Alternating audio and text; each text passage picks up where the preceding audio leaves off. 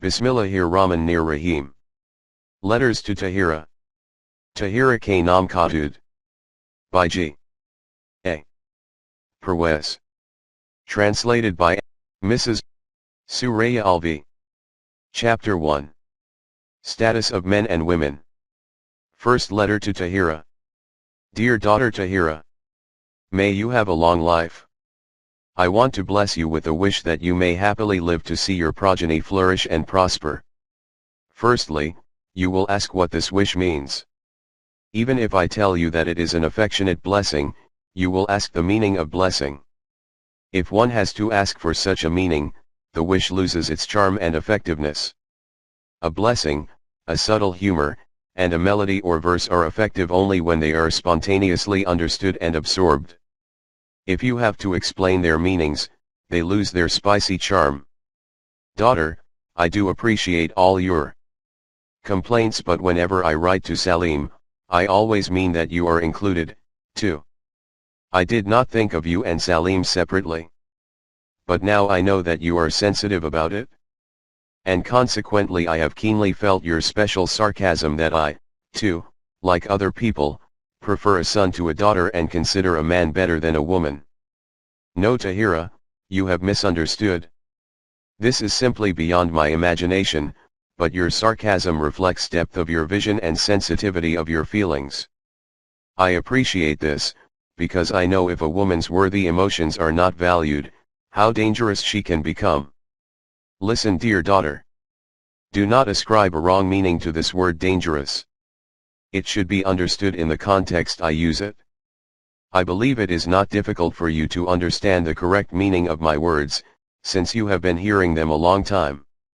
A basic reason for the incompatibilities that have crept into our Muslim society is that man has disregarded the respect-worthy emotions of woman. It is a fact that he has never tried to understand woman. He has never considered her worthy enough of being understood.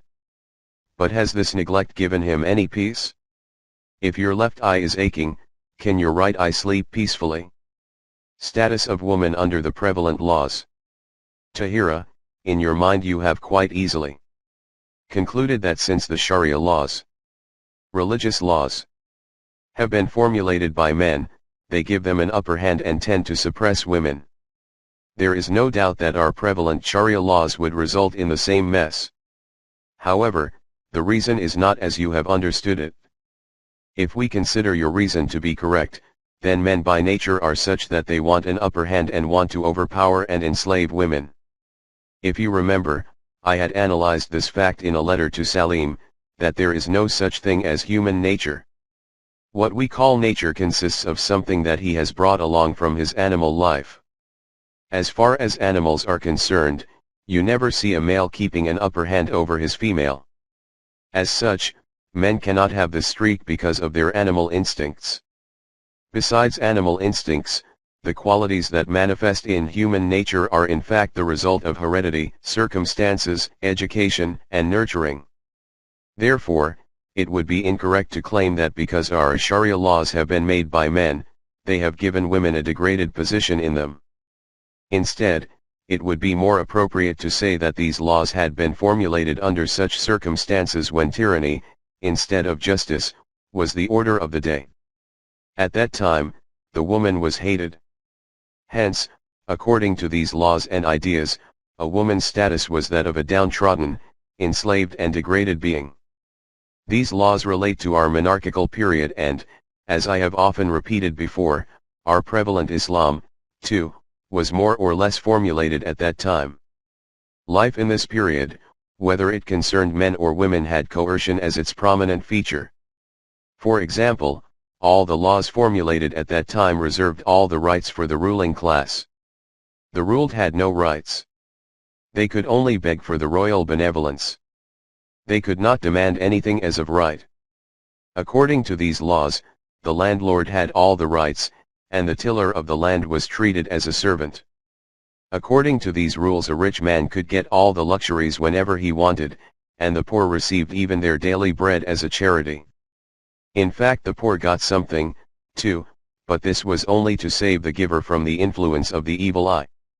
So much so that according to these beliefs, A rich man could buy his paradise with his money, but a poor man had to cry and beg for his salvation. It is so obvious, therefore, that in an environment where such laws and beliefs have been devised even for male subordinates, a woman cannot expect better treatment.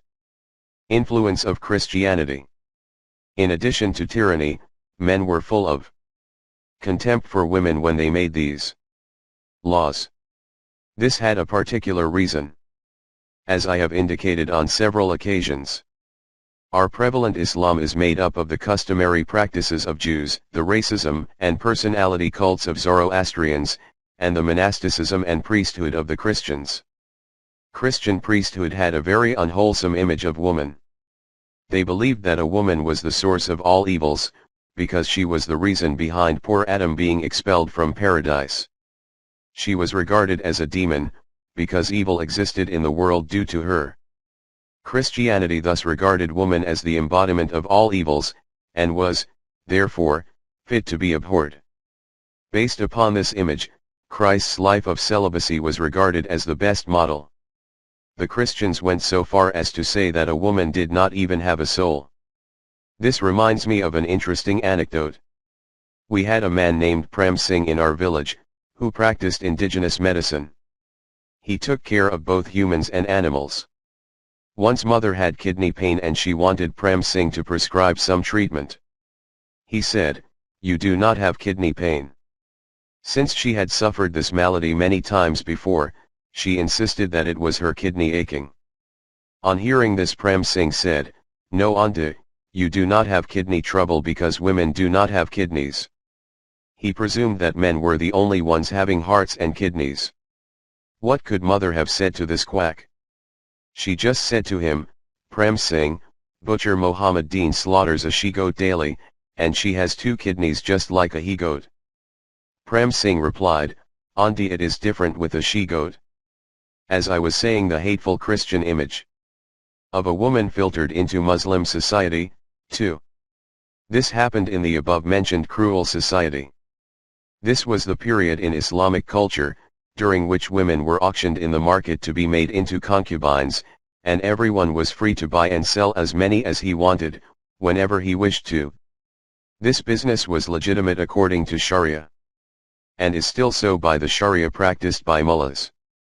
These were the circumstances under which Sharia laws were formulated, and which today are called Islamic. To look for human dignity or actual status of women in these laws, is to deceive oneself. To justify these laws or to make them appear authentic, claims such as the following have been concocted.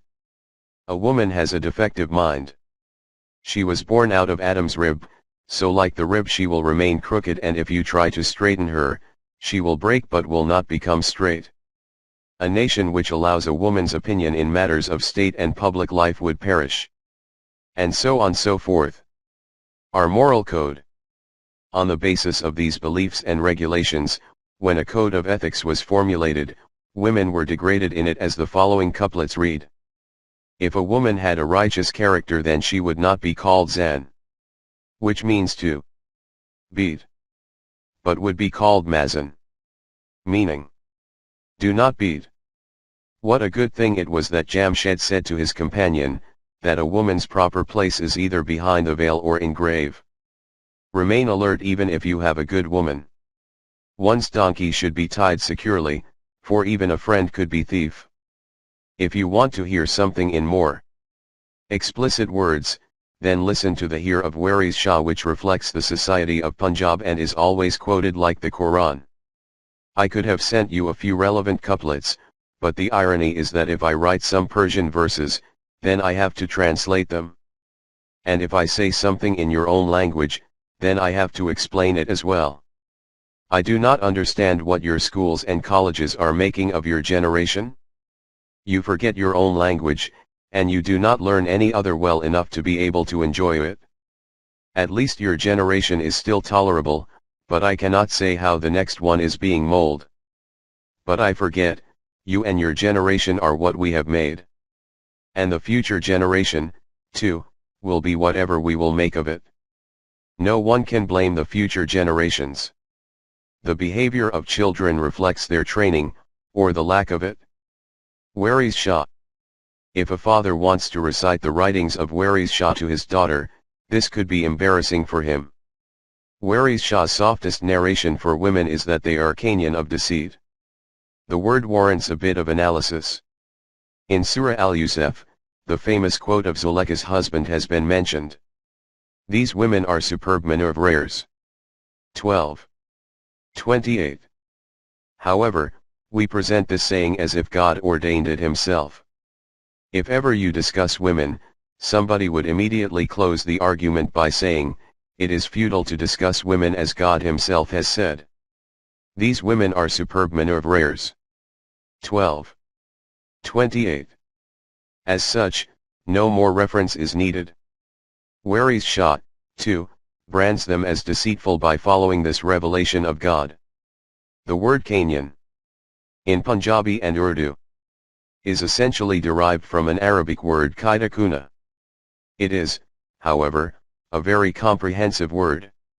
You must have seen the cactus, called ak, in Punjabi, generally found in the villages. It bears a fruit which looks like a mango, but which is extremely bitter. Its slightest touch on the tongue can make your whole mouth bitter. If a little gets into the eye, it can turn you blind. This is how you describe a cunny. It shows how a deceitful cunny can be, and this is the picture of a woman as presented in our society. She looks like a fruit of paradise, but is extremely poisonous. This was quotation from Waris Shah, who is considered as representing the shallow section of our society, but how about the educated class of our people? They even present statistics to prove that a woman is stupid, uncouth, and uneducated.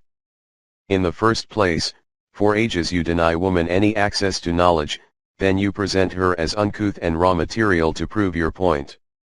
Remember how from infancy Chinese girls were made to wear iron shoes, and when their feet did not grow, they were presented as proof that they could not even walk.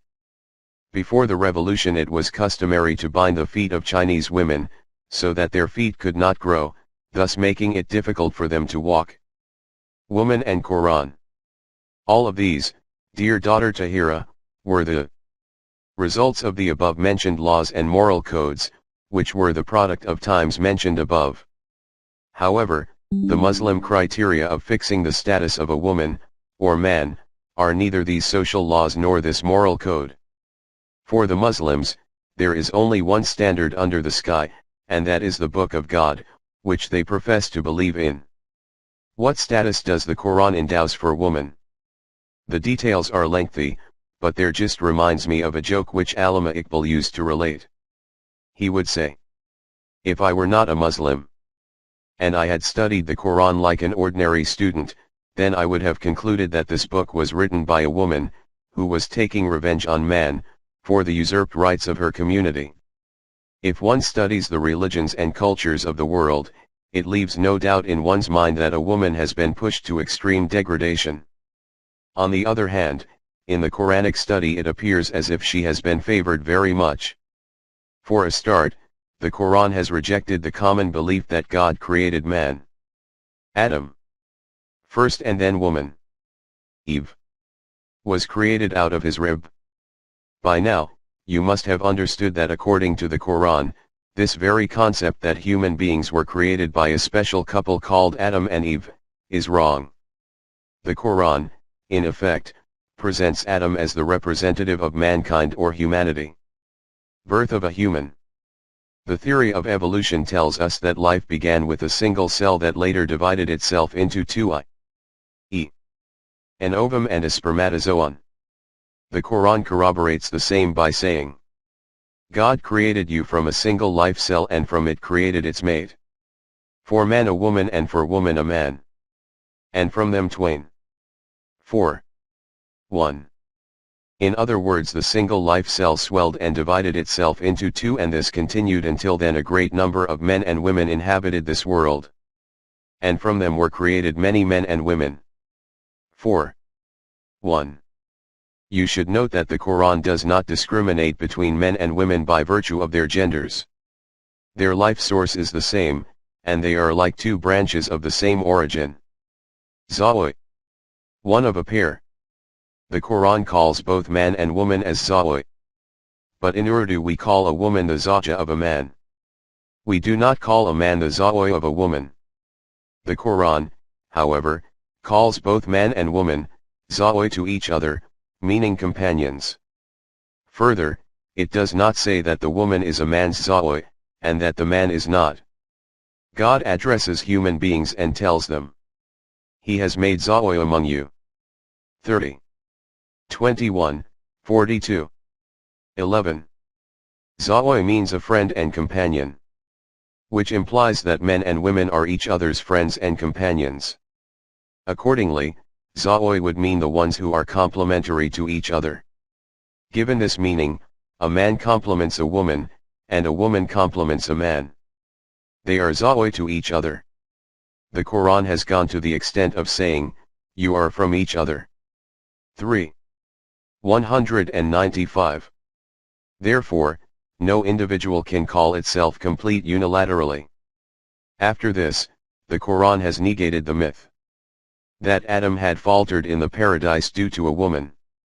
The belief of Satan trapping the woman and then the woman tempting Adam, who sinned and was then kicked out of paradise, was rejected, as has been mentioned in Torah of Jews. The Quran says that both man and woman are capable of compliance or defiance of laws. Both can err and commit mistakes. Therefore, it said, Satan misguided both of them. 2. 36. Hence it is wrong to surmise that woman is responsible for all the sins committed in this world, and that the man is completely innocent. Both man and woman are respectable. Having seen the negative stance, let us explore the positive angle. The Quran ordains, verily we have made humankind worthy of respect. 17. 70. This reference is not only for man, but for woman also. In the norms of the Arabic language, when one wants to mention both men and women together, would say Bani so and so. In the Quran, Bani Israel does not mean only men of Israel, but both men and women. Similarly, when the Quran tells us, we created humans with aesthetic balance. 95. 4. This includes both men and women. The Quran always collectively addresses human beings, and not just men. The Quranic aim. By the way, this point should make you understand the aim of the Quran, viz. I. To develop human potentialities and to harmonize them in a balanced way. Balance here means the appropriate and proper weight. Whatever weight anything is supposed to have, it should have just that. Everyone knows the importance of the exact or the correct weight of an ingredient in a doctor's prescription. 2. The society in which people have to deal with each other should be balanced. 3. Humans and the forces of nature should also strike a harmonious balance. In other words, the purpose of human life is to establish a balance. Now, when in the Quran human life refers to both men and women, is it possible that we can achieve this balance with only one gender? Either men or women alone? Can you imagine maintaining this balance by ignoring half of humanity altogether? A basic reason for all the imbalances in human life is the consideration of half of humanity as a whole. This deprives us of the benefits of a balanced way of life, as in general it remains incomplete.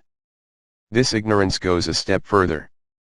The half, which man considers as being human, has been further divided and subdivided to such an extent, that the very self of 99% of humans has been discriminated against. Only those who belong to the upper strata, according to their self-made norms, are considered humans. This is irrespective of any bias towards intellectuals like Plato, or to any religious leader. Everywhere you see the division and distinction of classes is prevalent. But this subject does not fall into the inquiry you have made, so I shall not talk about it in detail in this letter. The principle of division of labor. So Tahira, to maintain the balance mentioned above, what lines does the Quran draw? It urges you to think about and examine the universe. And the principle of the division of labor will be evident everywhere. The sun gives heat. Water is cool and provides moisture. Air has different qualities, and the provisions of earth are quite different. However, a seed is nourished by all these forces put together. All these forces work according to their own share in it. This division of labor does not recognize the superiority of one element over the other. Fire is in no way superior to water, because it provides heat and does not cool like water. In the same way, water is not superior because it cools and does not give us heat like fire. Water and fire have different qualities and they have a place in the order of things. They are needed to keep the balance in our universe. The merging together of one element with the other fulfills each other's deficiencies. The seed needs both warmth and coolness for its nourishment. Since sun's rays lacked the coolness, the water provided it. In the same way, water was deficient in warmth, and the sun provided it. As such, their correct function in the order of things is to amalgamate, so that the deficiency of one element may be compensated for by the other. But it would be stupid of the sun to think that it is superior, and that it can do something that water cannot. Human society, too, can emulate the system prevalent in the universe. The principle of division of labor can be adhered here, too. In the human world, man and woman are the two main beings. They have qualities, which both of them share, but then they do have other characteristics which they do not share. The law that prevails in the universe applies here, too. One person's shortcomings are compensated for by the company of the other. In this respect, one sex could be better than the other.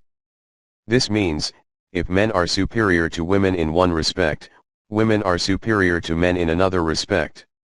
432. Thus, if one sex thinks that he or she is better because the opposite sex does not have the qualities which he or she has, it is a faulty judgment. The correct perspective would be to accept that one has a drawback which only the company of the opposite sex can complement.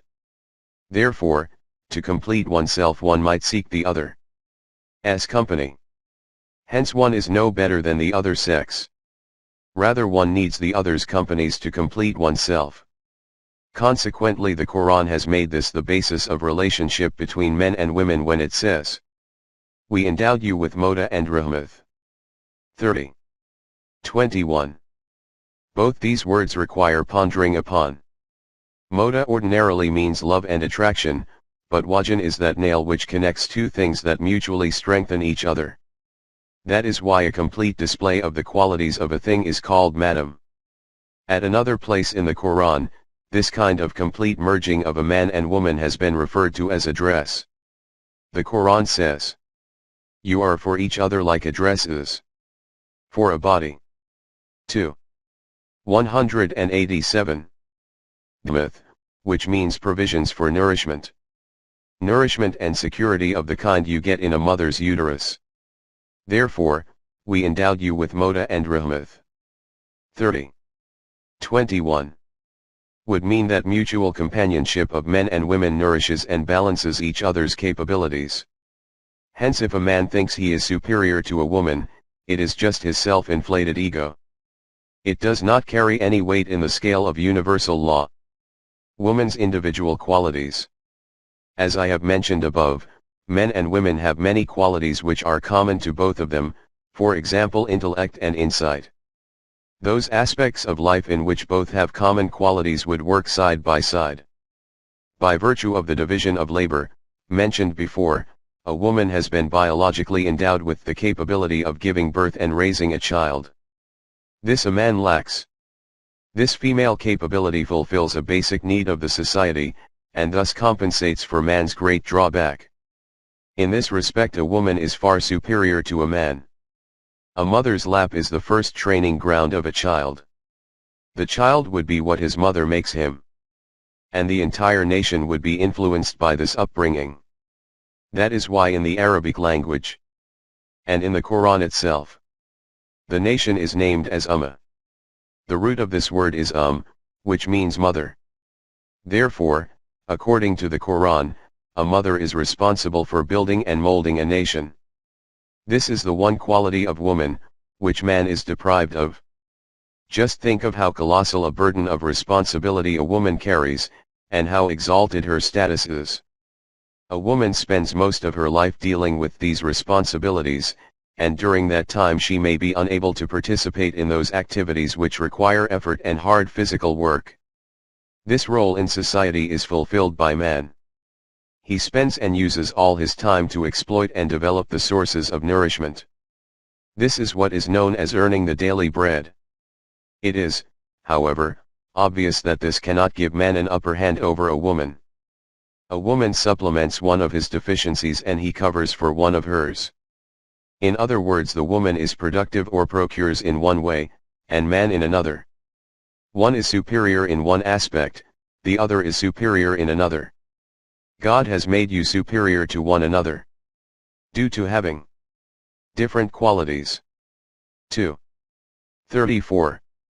The Quran reveals that it is because of your self-made standards that you believe that since man earns and spends his earnings on the woman, he is better being. If one accepts the principle that the earners are better than the spenders, then the farmers should be considered better than the thinkers, philosophers, and inventors. And the soldiers fighting in a war should be much lower than the laborers, because thinkers, philosophers, and soldiers do not till the land and produce food.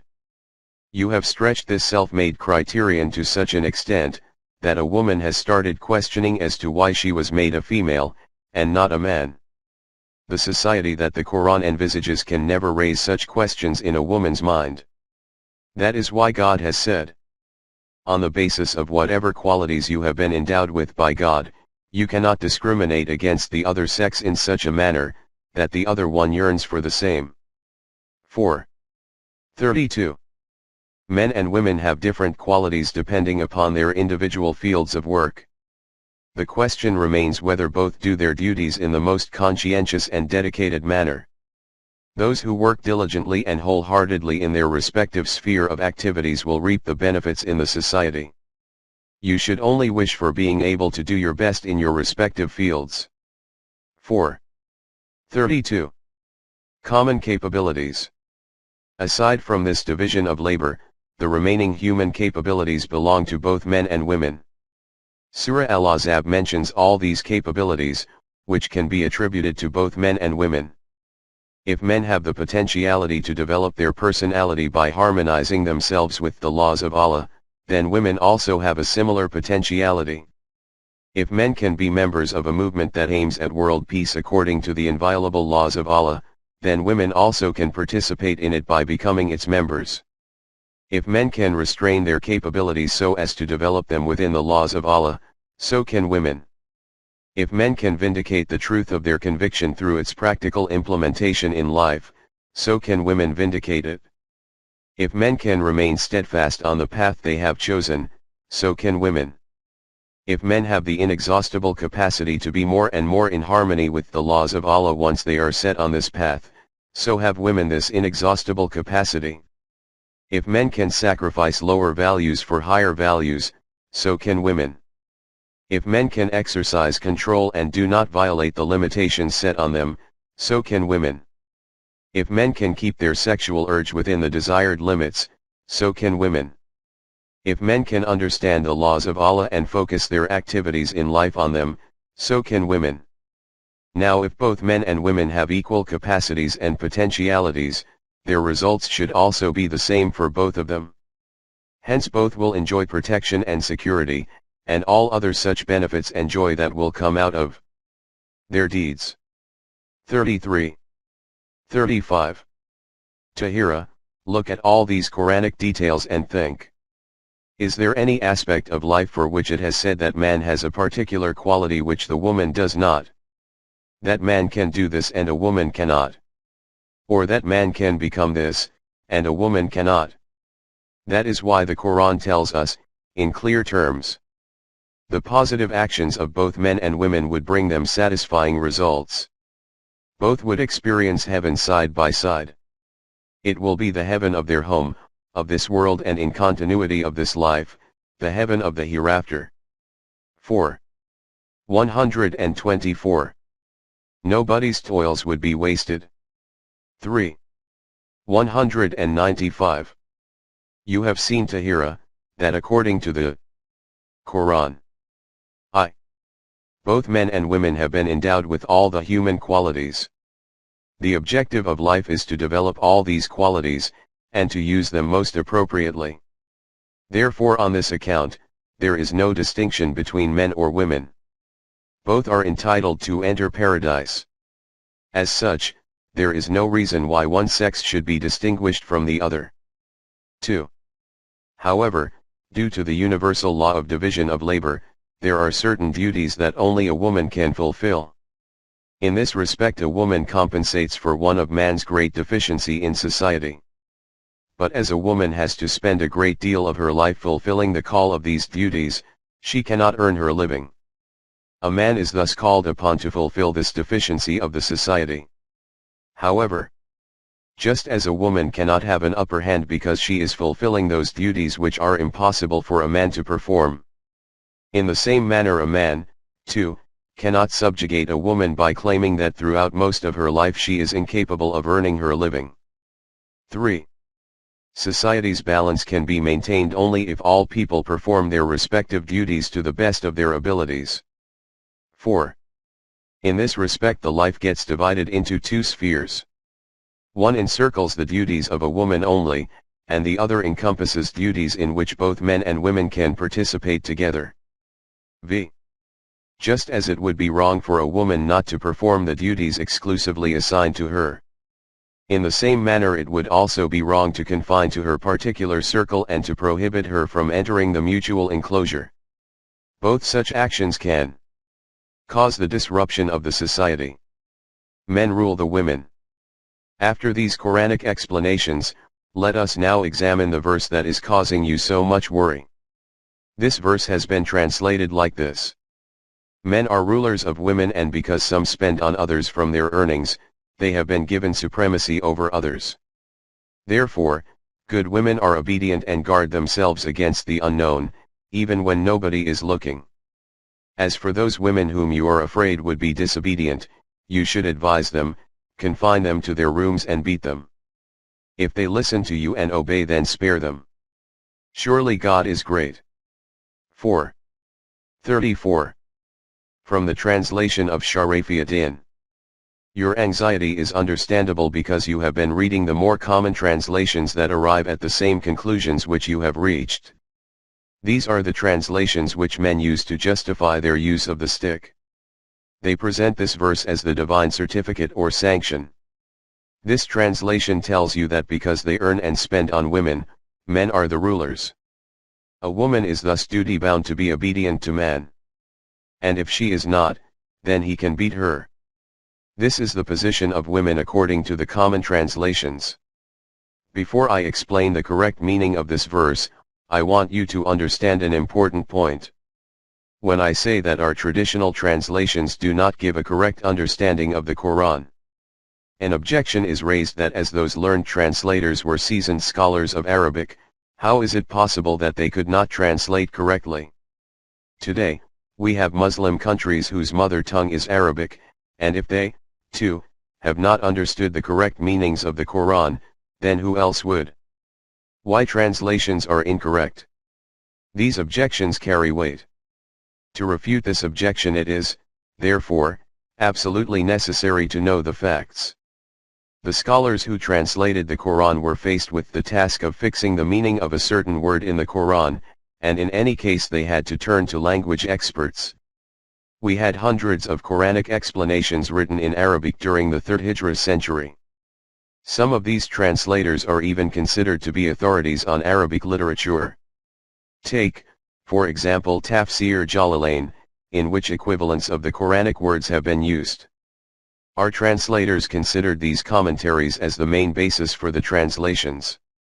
In the same manner, Arabs, too, consider these commentaries as basic criteria.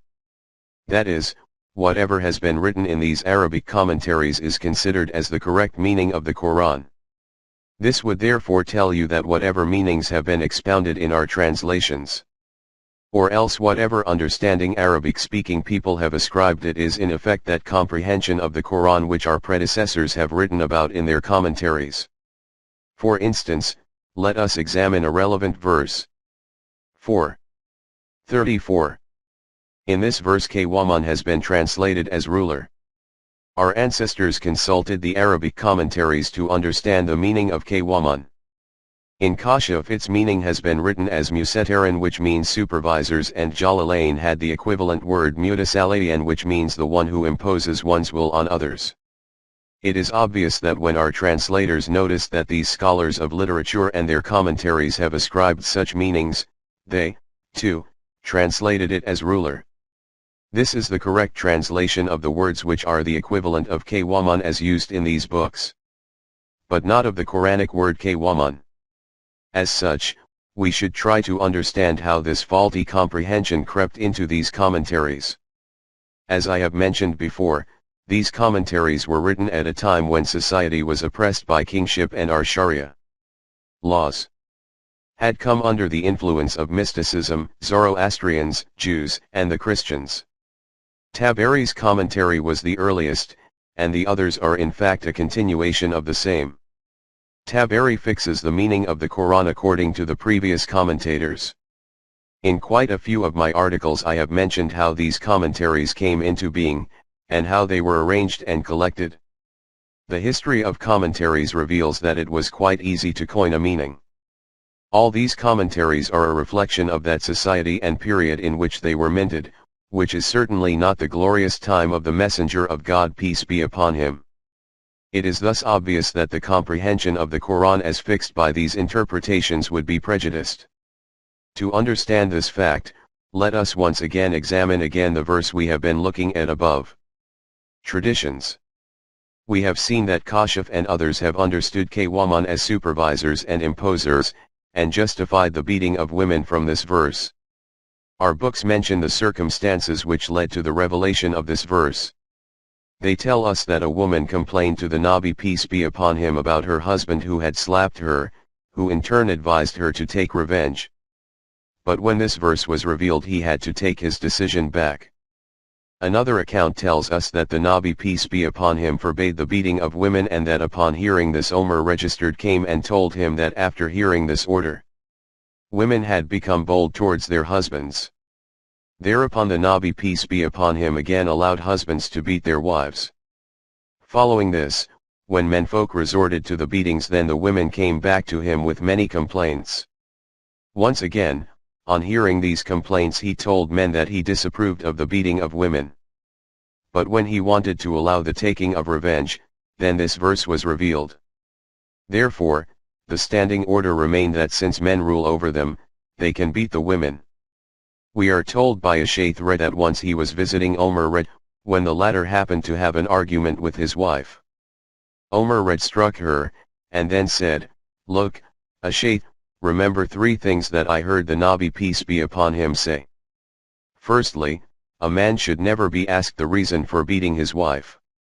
Second, always say your witar, a prayer offered at night. Prayers before you go off to sleep. And the third, I have forgotten. It is not only that the men have been made rulers over you. There is yet another story attributed to the Nabi, peace be upon him, in which he is reported to have said that, if ever I could order anyone to bow before somebody other than God, then I would order a woman to prostrate before her husband." To explain this there are more sayings, but these are not the sort of things that a father could write to her daughter. These are the historical accounts, which have been written in our oldest books of commentaries, to explain the verse we are looking at. Owing to these commentaries, the Qawaman have been considered as imposers and supervisors. And the same has been translated as rulers by our translators. Accordingly, our laws of jurisprudence were formulated.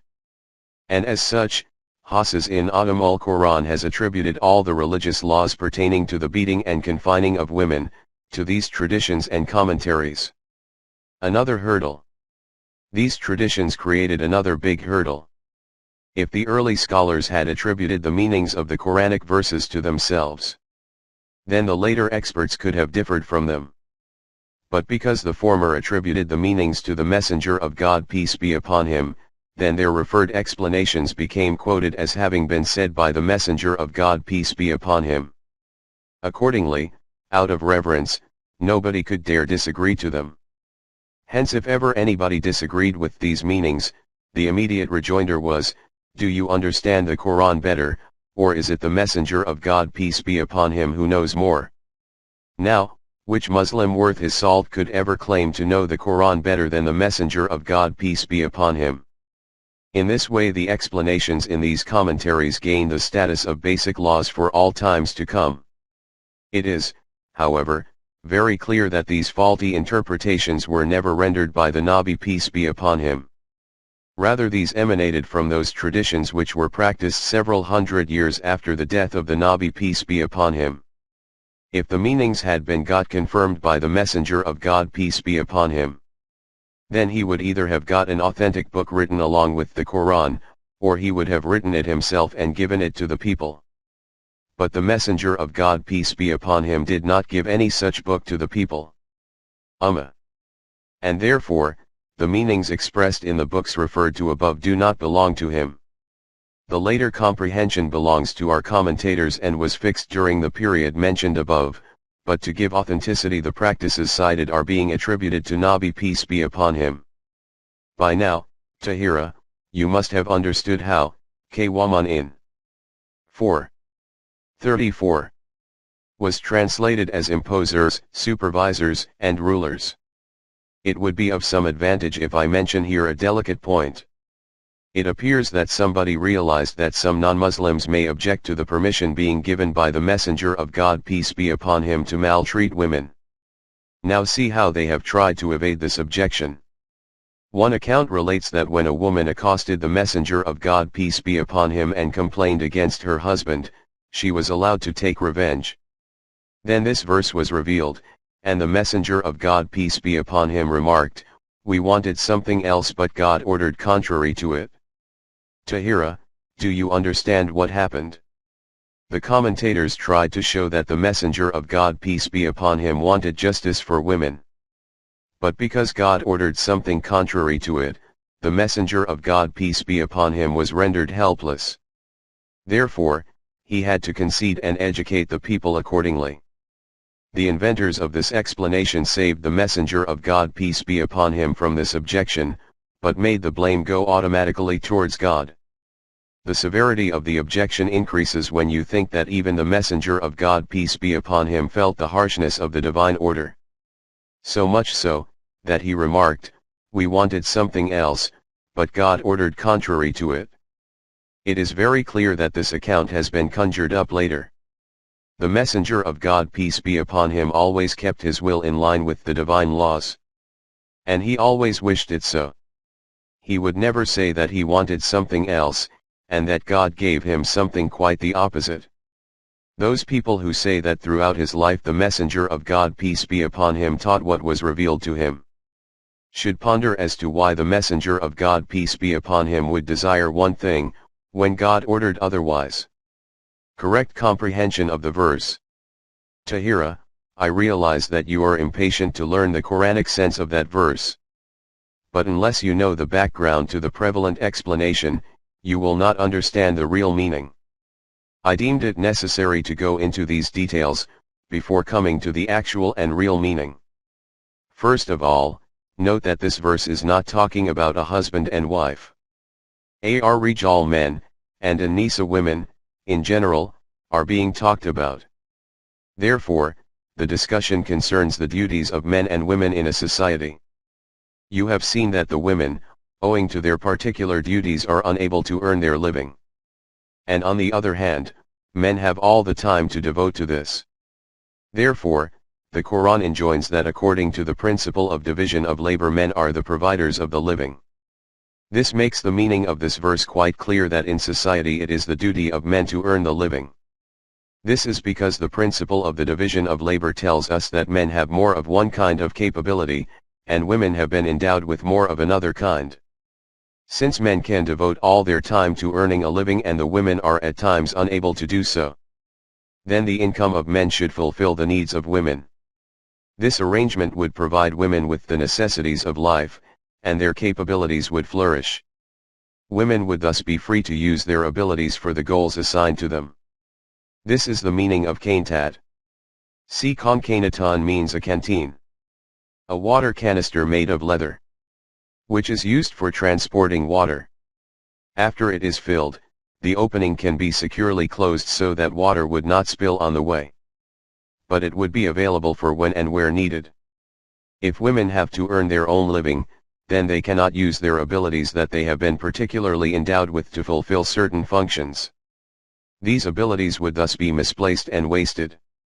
This point has been further clarified by saying, the law of God provided them with their livelihood, so that they would be free to peacefully nurture what has been assigned to them, confidentially, that is, the care of the foetus. 4:34. Here Tahira, two things require serious thinking. Firstly, the Quran mentions these particular duties and commitments of women in such a decent manner and pointers, that even a father can talk to his daughter without any reservations. Secondly, our traditional translations and prevalent commentaries profess as follows. Men are rulers and supervisors over women because they spend their earnings on them. And in turn good wives are obedient and keep themselves chaste in the absence of men. This implies that it is the business of men to rule women. And it is enjoined upon women to obey men and remain chaste. It is, therefore, claimed that only women should be virtuous, obedient, and chaste. However, in Surah Al-Ahzab, and in all the verses that have been mentioned before, the Quran enjoins that both men and women are required to have all these qualities.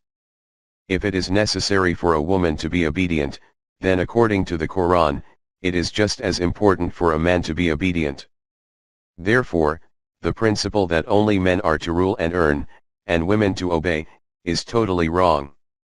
The relationship of men and women is that of mutual companionship. A mutual companionship completely negates the idea of one ruling and the other obeying.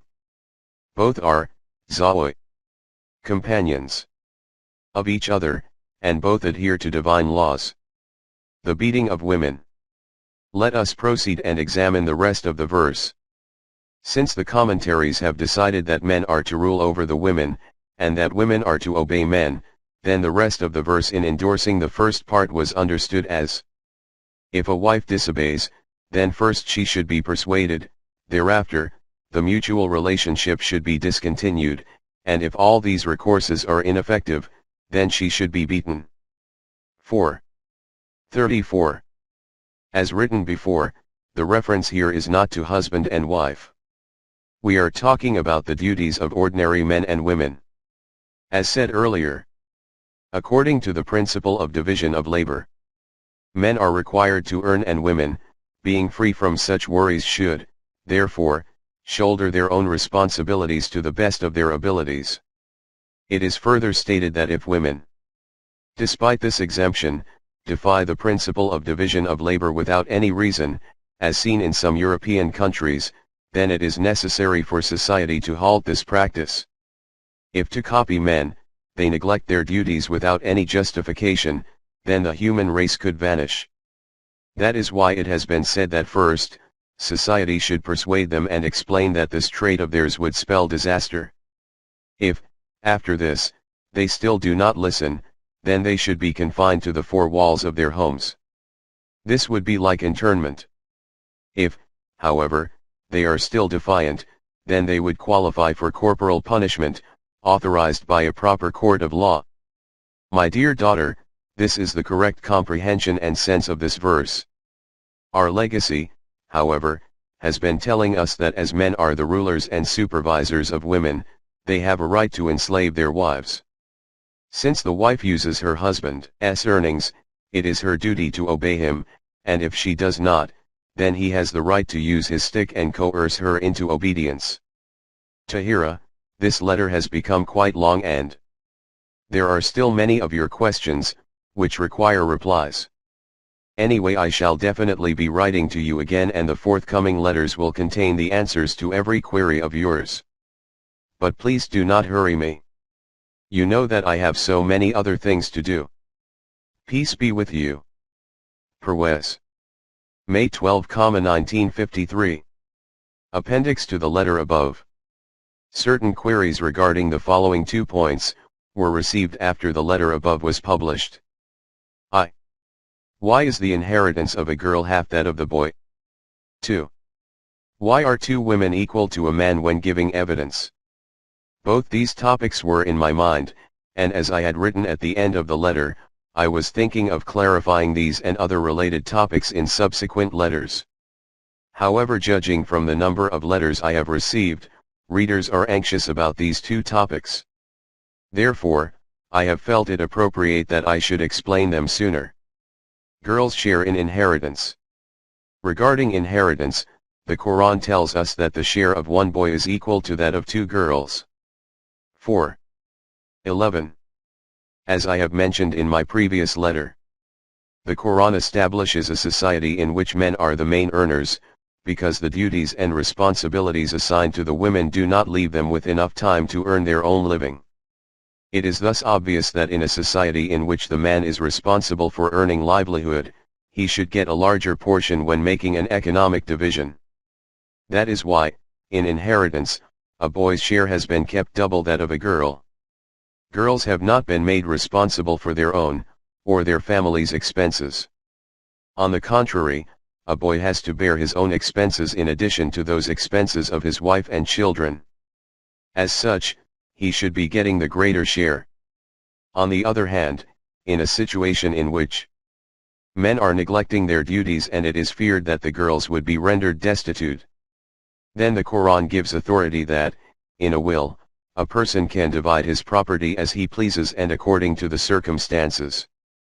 The division of inheritance as given in the Quran is only applicable if a person dies without executing a will, or if his will does not include all his property.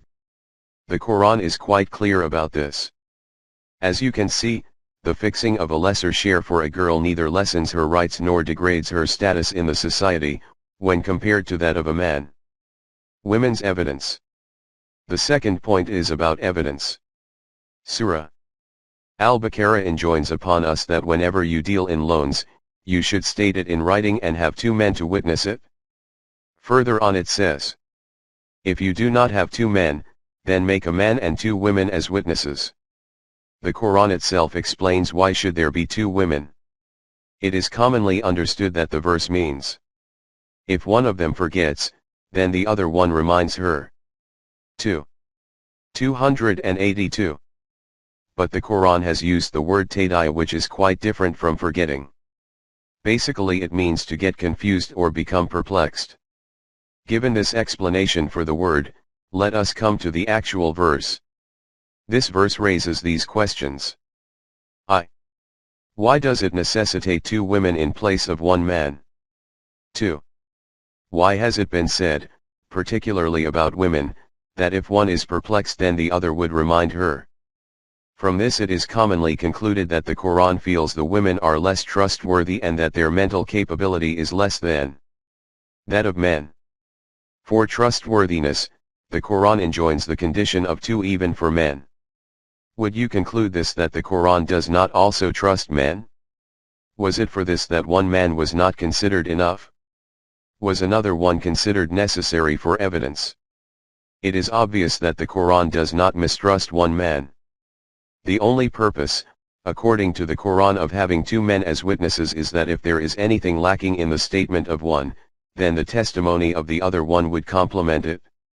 This is only to forestall any legal omission. The purpose is not to brand men untrustworthy. The purpose is to have absolutely reliable evidence, without any omissions. In the same way, when the Quran makes it necessary for two women in place of one man, it is not telling us that women are any less trustworthy than men. Here, too, the aim is to have the most reliable evidence. Otherwise, as far as the comparative trust among men and women is concerned, the Quran gives both an equal status. For example, where evidence in law has been mentioned, the testimony of one woman is just as acceptable as that of one man. Now we are left with the second question as to why did the Quran specifically remark about women, that if one of them is confused or perplexed then the other should remind her. Clearly, according to the division of labor, which, as I have mentioned in my letter, refers to the duty of women towards bringing up and nurturing children and of men to earn the family's livelihood. Some differences between biological constitution of men and women were necessary. Psychological differences between men and women. This difference is quite natural. Since physical characteristics do influence a person's psyche, men and women necessarily have psychological differences. In this respect, one resulting effect, which is quite clear, is that a man, after bringing income, is satisfied that he has done his duty towards bringing up his children. The woman, on other hand, is never satisfied that she has done enough, even after sacrificing all she has on her children. She wants to put in even the last reserve of her energy into caring for her child. If it were possible, she would physically keep her child in her heart. The hugging of the child to her bosom is the subconscious manifestation of this emotion. You have noticed that every woman in this world carries her child on her left arm. Why? It is because she wants to keep her child close to her heart, which is on the left side. What are the consequences of these psychological or biological differences between men and women? Many Western scholars of psychology have done, and are doing research on this subject. Dr. M. Esther Harding has written an interesting book on this subject, called The Way of All Women. In it he has written about the point we are considering. If the men are asked to work where problems of human relationship are involved, they do not find it palatable, but the women on the other hand love such jobs. The women find it difficult, where they are required to define details of a problem with absolute accuracy. Page 301. Why does this happen? Nothing conclusively could be said about it. Dr. Harding states that this is an ability which he has found generally common among the women he has tested in many practical examples. If this research is correct, then you can appreciate how much the Quran has taken care of this issue. In the courts, the details of a case are normally argued, commented, discussed and questioned in a very critical manner. If the details of the case are not presented absolutely accurately, then this also affects the evidence in the case. To corroborate evidence, it is necessary that even the minutest differences are defined correctly. Women might have that psychological deficiency which has been mentioned above. And moreover, by being busy with their particular duties, they may not have enough opportunities, as compared to men, to participate in such activities or problems. As a result, matters of dispute such as court cases where serious matters are discussed, a woman in general would not be able to explain the details correctly. The Quran has described the same phenomenon at a different place and in another manner. Surah Al-Zukhruf states that the Arabs used to believe that God had daughters. They used to say that their angels and deities were God's daughters. The Quran replied, "Let alone the belief of God having children is absolutely ridiculous. Look at the dilemma, that even for offsprings they allocate sons to themselves and girls are attributed to God. They devalue a girl so much, that if a man hears the good news of the birth of a daughter, he becomes sad and then says that it is God's child. Those who have been brought up with a silver spoon and in jewels, in matters of dispute they are not very clear about their mind." 43. 18. To become perplexed in disputed matters, specially court cases, is the same that has been mentioned in Surah Al-Baqarah by the word tadhul. Mental confusion. By now you must have understood that two women in place of one man does not mean that women cannot be trusted, or that they are less brainy, or that they are given any privilege to rule women. According to Dr. Harding's research, if women fall behind in issues concerning accurate details, the men are lacking in matters of public relationship. If one is deficient in one aspect, the other is deficient in another. Mutual cooperation can fulfill all the deficiencies in a society. It should be made quite clear that the Quran talks in general terms and does not discuss the exceptions. It is not meant that proper education and training cannot make up for the deficiency in a person. The heavenly or ideal society professes that a woman will have a flair for oratory and languages. 56. 37.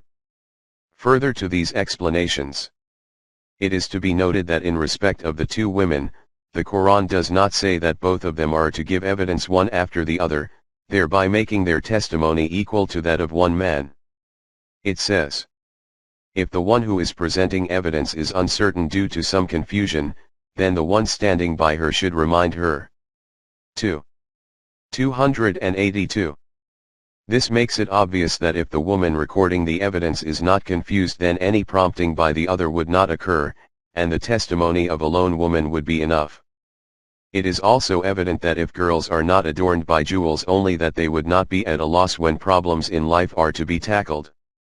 But when they are adorned with the jewels of education and proper training, they would be quite eloquent. In this case, no standby woman would be needed for evidence. The Quran's laws in such matters are specifically conditional. When these conditions are not fulfilled, the laws do not remain operative. For example, if you do find water, then the law of dry ablutions becomes spurious. This is all regarding this matter, as I have been able to understand from the Quran. As I have already mentioned in my letter, the different aspects of the relation between men and women and their position in the society, are in front of me, and you will see them gradually in my forthcoming letters. Parwez. In respect of divorce, the Quran says men have a slight privilege over women. I shall refer to this at a relevant place. Talu Islam Trust. 25B, Gulberg 2. Lahore, Pakistan. taluiislam@gmail.com